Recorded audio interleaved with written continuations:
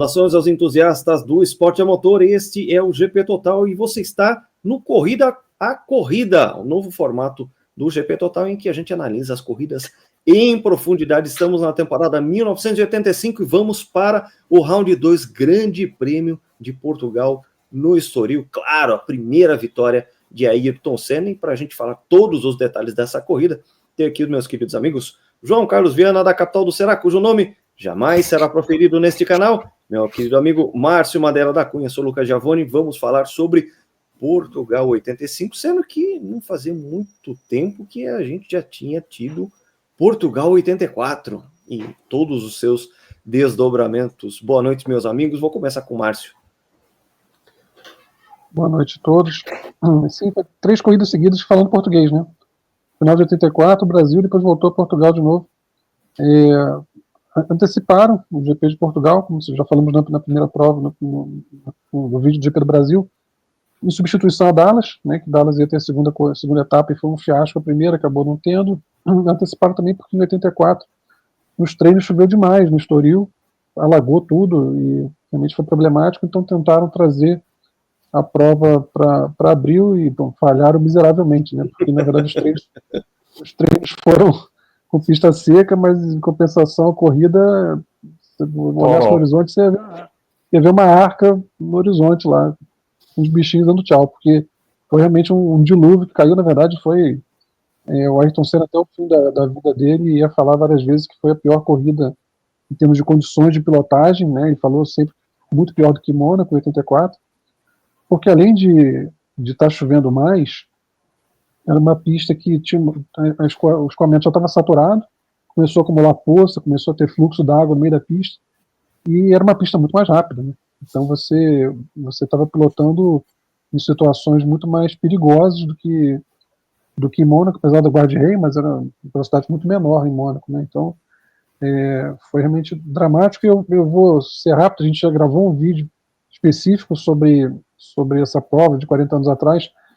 A gente nesse vídeo falou muito sobre aquele dia para o Brasil também, que foi o dia do falecimento de Tancredo Neves, então quem quiser aprofundar mais e conhecer mais o contexto do Brasil naquele período, tem um vídeo para isso na nossa galeria de vídeos aí. Mas o que é importante, na verdade foi um fim de semana de um piloto só, né? Então a gente não precisa falar tanto de todo mundo, porque foi uma daquelas provas de domínio absoluto, foi uma aberração, como a gente diz, o desempenho do Ayrton totalmente diferente dos demais.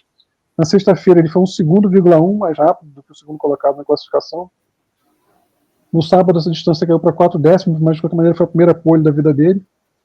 E no domingo, durante o warm-up, ele teve uma quebra de motor que na verdade levou toda a parte traseira do carro. O Lucas até tem uma foto desse momento, não sei se está aí disponível, mas levou toda a parte traseira e ele subiu numa colina e ficou vendo ali o warm-up. O nosso chefe Eduardo Correia, ele falou que esse momento marcou muito ele. Ele ficou vendo a vida inteira dele ali, passar na frente dele, ele conseguia se ver como em terceira pessoa, assim, de fora, refletindo sobre tudo, porque você imagina, primeira pole position, você vai largar daqui a poucas horas e a equipe vai ter que trocar motor, câmbio, embreagem, toda a parte de transmissão ali atrás, teve que trocar tudo. E para melhorar, teve a corrida de Fórmula 3000 e logo depois da Fórmula 3000 começa a chover. Pois essa foto que eu fui ver no outro vídeo que a gente fez sobre Portugal 85, eu nunca tinha visto. Engraçado que ele fala que ele se via nesse ângulo mesmo, como se ele estivesse se vendo de frente, assim, e teve um momento de reflexão ali. E você imagina, começou a chover. O Ayrton tinha pilotado na Fórmula 1 com pneu Pirelli e com pneu Michelin. Estava começando em 85 a correr de Goodyear. Nunca tinha andado com esse carro na chuva, então ele não tinha noção de como o carro se portava na chuva, como o motor Renault se portava na chuva e como o pneu Goodyear se portava na chuva. Além disso, o carro todo trocado, né, e ele não teve tempo de ajustar o carro, ele ajustou já depois no grid, quer dizer, ajustou meio de orelhada, porque não tinha andado com o carro no molhado, então teve que ser no instinto, né, e até nas voltas, ele deu 2 voltas do grid, do box para o grid. Ele falou que foi com o maior cuidado possível, com medo de nem largar, então ele não conseguiu sentir o carro, largou no escuro, em termos assim, de referência, onde vai frear, qual velocidade vai carregar, como vai acelerar, totalmente no escuro, não tinha informação nenhuma sobre qualquer referência, pilotagem totalmente instintiva. E quando acendeu a luz verde, foi embora e guiou como se tivesse feito aquilo ali a vida inteira. Teve um errinho na volta 22, que ele perde cerca de 7 segundos, que ele sai e controla o carro. Mas de resto, ele botou uma volta em todo mundo, exceto o Alboreto. Chegou a ter 1 minuto e 17 em relação ao Alboreto. No final ele tira o pé e chega mais de 1 minuto à frente. Ele podia ter colocado uma volta, se fosse o caso. O ritmo dele era assombroso. Durante muito tempo o Hélio De Angelis ficou em segundo, depois o Hélio foi tendo um furo lento também de pneu e perdeu um pouco de desempenho. Né? Tem a imagem famosa do Prost andando atrás do Hélio muitas voltas, e até o Prost em 89 fala isso, que ele estava não via nada, e quando ele ouvia o motor do Hélio reduzir a rotação, ele tirava o pé para poder fazer as curvas, e se guiava pelo som do carro do Hélio, que não estava vendo nada. Então o Prost acabou acoplamento na reta, né? Tem a situação do carro do Keck também, que ficou no meio da parabólica, e um absurdo, muitas voltas ali. Então, uma corrida que foi muito marcante, eu lembro dela, uma das primeiras lembranças minhas de ver corrida, essa é uma das primeiras, eu lembro que estava ao lado do meu tio, que 2 anos depois faleceu, e enfim, foi um dia muito marcante, realmente começou marcante pela prova, a primeira vitória do Ayrton, da maneira como foi, e no final do dia com a notícia triste da perda do Tancredo. Acabei dando um preâmbulo usado de como foi a prova, Lucas, mas você tem muita coisa para falar. Por exemplo, a Ferrari tinha pilotos diferentes do que tinha tido no Brasil. Sim, a gente tinha algumas mudanças contextuais. A Ferrari demitiu o René Arnoux, um assunto que até hoje é um tabu, porque o próprio Arnoux nunca falou sobre isso, a própria Ferrari não deu muitas justificativas, só realmente desligou o piloto, mas mantendo ele sendo pago, ele simplesmente perdeu a titularidade, e a tal coisa, né? Como ele estava recebendo dinheiro, ele não procurou outra equipe, fez um ano sabático até ele ter aquele contrato em 86 com a Ligier. Então a Ferrari logo substituiu o Arnoux por uma jovem esperança, que era o Stefan Johansson, que tinha andado muito bem na Toleman, até andado na 4ª colocação em Monza, aquela corrida que o Ayrton não participou porque foi barrado pela própria Toleman por causa daquele imbróglio do contrato que ele já tinha assinado com a Lotus, o vazamento e tudo mais. Então a gente teve essa mudança. E a estreia da equipe Zack Speed, que também era uma daquelas equipes de fundo de grid, uma daquelas que a gente gosta muito e que infelizmente teve uma estreia muito pouco frutífera. Afinal de contas, o Jonathan Palmer, que foi o contratado da equipe, ele em 2 voltas quebrou a suspensão e ele acabou desistindo da corrida. Eu vou colocar em destaque aqui a imagem. O João saiu, mas ele voltou. Foi tomar uma água e já voltou. Escapou da pista, mas controlou o carro e trouxe de volta. A gente está falando de chuva aí, condições adversas, o João tá de volta aqui. Fechei até na conexão aqui na internet. Escapou, deu um 360, mas trouxe de volta.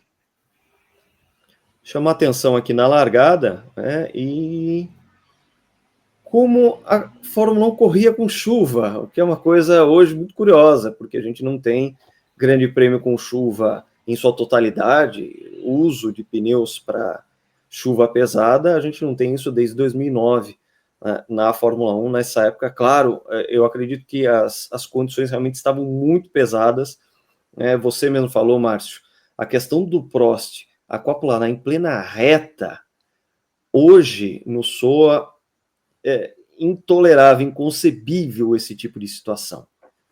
A gente reclama muito dos carros atuais 2025 que não conseguem correr na chuva por uma impossibilidade técnica, são carros que eles perdem a aderência de uma só vez, e são carros que são enormes e com o fundo que gera downforce e joga água para cima e que provoca um spray danado, né? A gente fica imaginando o Prost atrás do De Angelis. Hoje os carros naquela condição de chuva levantariam ainda mais spray. Eles foram projetados para se andarem mais perto uns dos outros em relação aos projetos anteriores, mas para corridas em chuva isso não funciona, e isso era uma época que isso ainda acontecia. E Márcio, do teu relato a respeito do Ayrton, a respeito do desconhecimento dele do próprio carro, dos pneus, do motor, e que foram feitos ajustes também de última hora para que o motor Renault funcionasse bem, com a absoluta entrada de água que ia nos periscópios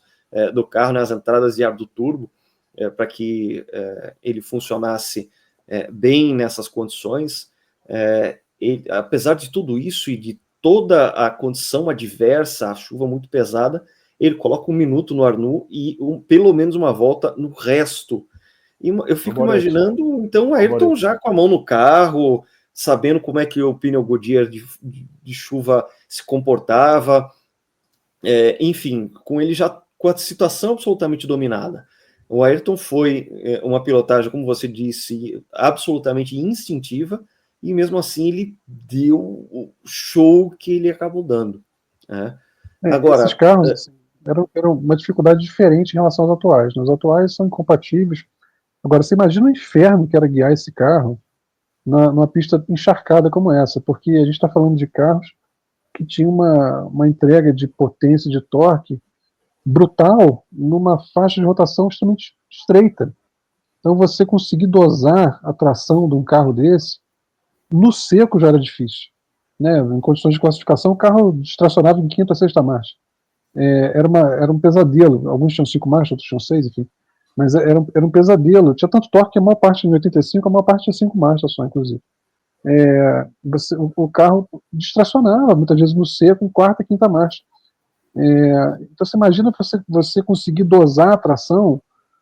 Grande parte do segredo do Ayrton foi o footwork, né? Foi o trabalho de pés dele nessa corrida, porque ele tinha, o Alex Rockridge descreveu muito bem isso no depoimento que ele deu há pouco tempo a respeito de Mônaco 84, que o Ayrton fazia aquela técnica conhecida de ficar pedalando o acelerador, né, para manter o torque próximo da zona de entrega, o turbo girando próximo do momento que ele começava a entregar o torque, e também muitas vezes patinando a embreagem suavemente para você conseguir dosar a aceleração.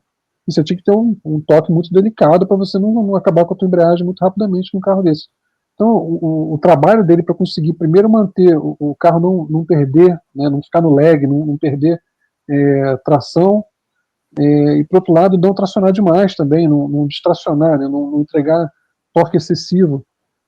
Isso era a mão de obra para você conduzir esses carros na chuva.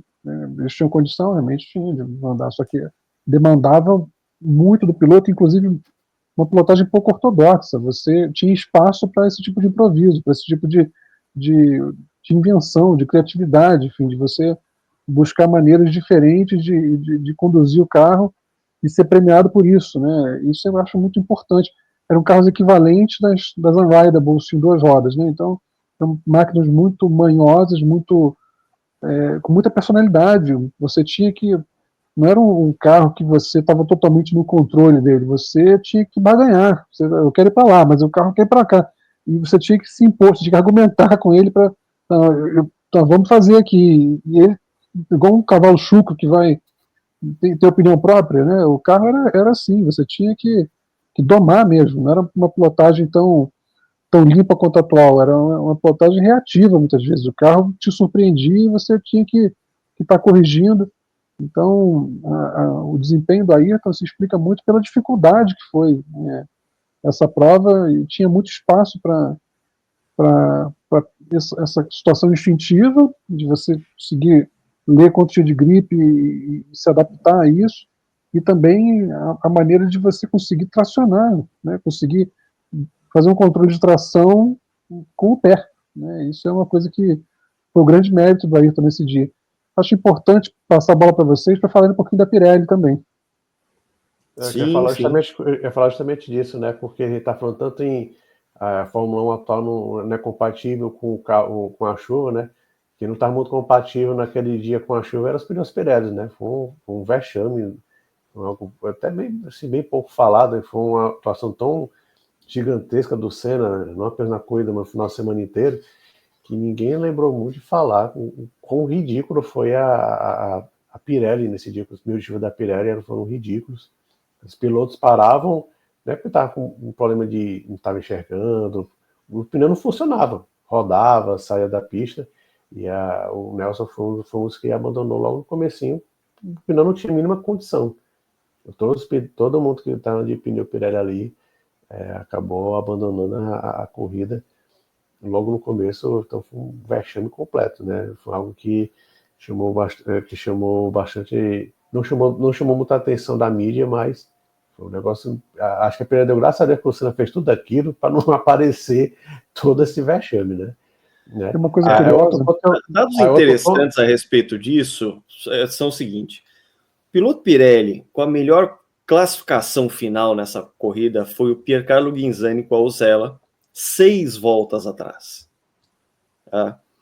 E a gente teve o André de Césares com a Ligier abandonando por causa dos pneus. O Nelson também, o Nelson parou na 28.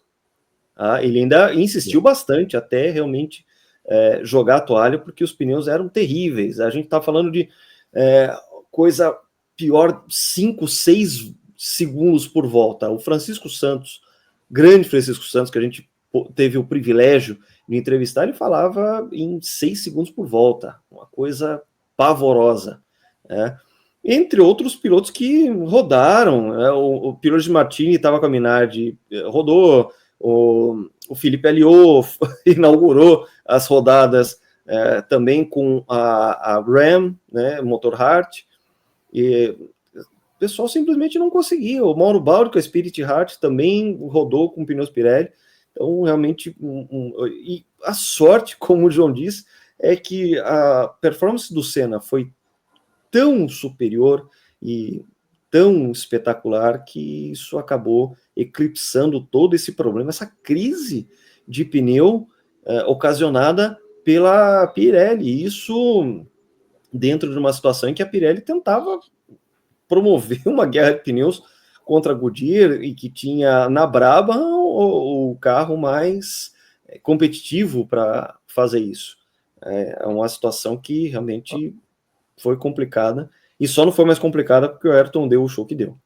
Eu só queria dar outro detalhezinho interessante, que é só uma curiosidade bem rápida, né, que como o Márcio falou, né, acho que o Senna, quando ele estava em cima daquele morro, deve ter visto um pouquinho da arca, né, da arca não é chegando, e muitos portugueses também tiveram essa sensação.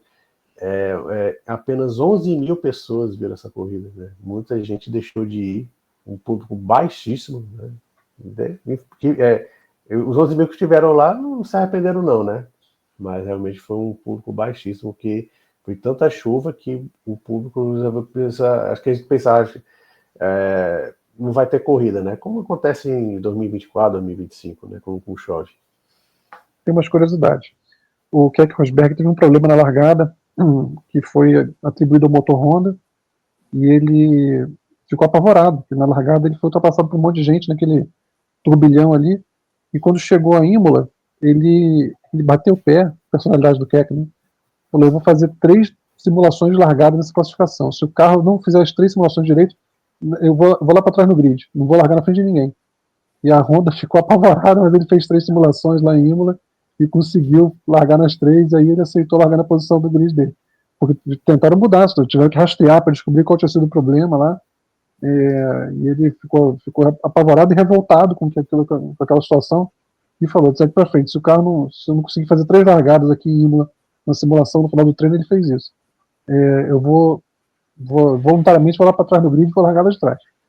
E outra coisa que eu acho importante a gente falar é do Beloff, como vocês preferirem, que, de novo, andou muito bem. Ele perdeu um dos bigodes ali do Tyrrell na frente, e você vê, não trocaram, quer dizer, a quantidade de downforce não era grande coisa mesmo. Ficou com aquele carro com um spoiler só durante um bocado de volta, e ainda assim chegou. Você vai me corrigir, Lucas, foi sexto ou se foi quinto, não sei, acho que foi sexto, mas fez uma baita corrida de novo, mostrando todo o talento dele, sobretudo em pista molhada. Era um piloto excepcional, estava de Goodyear, mas enfim. Sexto. Chegou em sexto. Sexto, né? Chegou em sexto. Mas sempre com grande desempenho na chuva, considerando que ele estava com o carro avariado. E curiosamente, ele machucou o carro, danificou o carro num toque com Manfred Hülkenrock. Justamente com Manfred Hülkenrock, os dois iam perder a vida naquela mesma temporada, né? Intervalo de poucos dias. A gente vai falar isso com mais detalhes mais para frente. mas tiveram essa situação deles se encontrarem na pista, se tocaram, danificou o carro a tiro do Beloff, e ele ainda assim fez uma excelente corrida. Vamos então. Outro fato. Vamos, João. Acho que outro fato também que a gente pode falar aqui rapidinho é sobre o René Arnoux, né? René Arnoux, não sei se quando eu estava fora aí. Quando você estava fora, a gente falou um bocadinho disso, mas pode ampliar. Então pode, desculpa aí. Não, só que a gente falou do Beloff, né? Que um dos que se falava bastante naquele momento, né? Que o Beloff já estava aparecendo bem, e que um dos motivos do Arnoux ter sido chutado pela Ferrari também era que eles queriam colocar o Beloff não em 85, mas em 86. Como o Arnoux tinha contrato, eles deram um pé na bunda do nosso querido francês e ele saiu, né? E eu acho que, se não me engano, essa foi o último pódio do Tambay, né? Ele chegou em terceiro. Sim. Se não me engano, foi o último pódio do Tambay na Fórmula 1. É curioso que o Mansell chegou 2 voltas atrás, se não me engano, na 5ª posição, mas isso, quase o Ayrton e o Mansell batem na bandeirada, né? O Ayrton, sem ver nada nos retrovisores naquela altura, ele tira o pé completamente na hora da bandeirada. O Mansell tem que jogar o carro na grama, vinha logo atrás, tem que jogar o carro na grama para não encher a traseira do Ayrton ali. E foi o segundo acidente do Mansell, né? Porque o Mansell, na volta de levar o carro para o grid, ele bateu. Ele largou dos boxes por causa disso. Ele e o Ed Sheever. Ele estava chovendo tanto que ele acabou sofrendo esse acidente lá em Estoril. Estreou bem na Williams ele, né? Sensacionais. Para a gente fechar, vendo esse pódio, a gente fica com alguns sentimentos mistos, porque a gente percebeu a alegria absolutamente genuína do Ayrton na bandeirada, no bater o cinto, mão para cima, aquele punho para cima, a recepção da equipe Lotus, o Peter Warr maravilhado com o que aconteceu. E agora a gente olha para esse pódio 40 anos depois e a gente percebe que nenhum dos 3 está entre nós. Então, isso dá uma pontinha, um aperto a gente também olhar para essa foto e perceber que nenhum dos 3 já, pode falar sobre memórias dessa corrida. Acabei de citar o Peter Warr, é outro que também não está entre nós. Tempo que passa. Eu também já fui mais recente, né? Tinha problemas de saúde, e já o Ayrton e o Michele já foram muito novos, né? O Alboreto morreu em 2001, né, em Lausitz, vai fazer 24 anos, já tem um tempinho também, o Ayrton em 94. Realmente como a gente estava falando no preâmbulo, né? Quando a gente olha 85, a gente não percebe que já passou 40 anos, né? Parece que foi, 15 anos atrás, né? Mas são 40 anos, né? Que teve essa temporada tão legal, que teve essa corrida tão legal, e reforça o convite, né? A gente fez um vídeo especial, completou 40 anos, de 21 de abril de 2025, completou 40 anos, a gente fez um vídeo, a gente teve uma presença aqui do Marcel Pelati, e foi bem legal o vídeo. Então, também, se você quiser mais detalhes ainda, mais contextualização, também tem esse vídeo você pode ver no nosso diretório.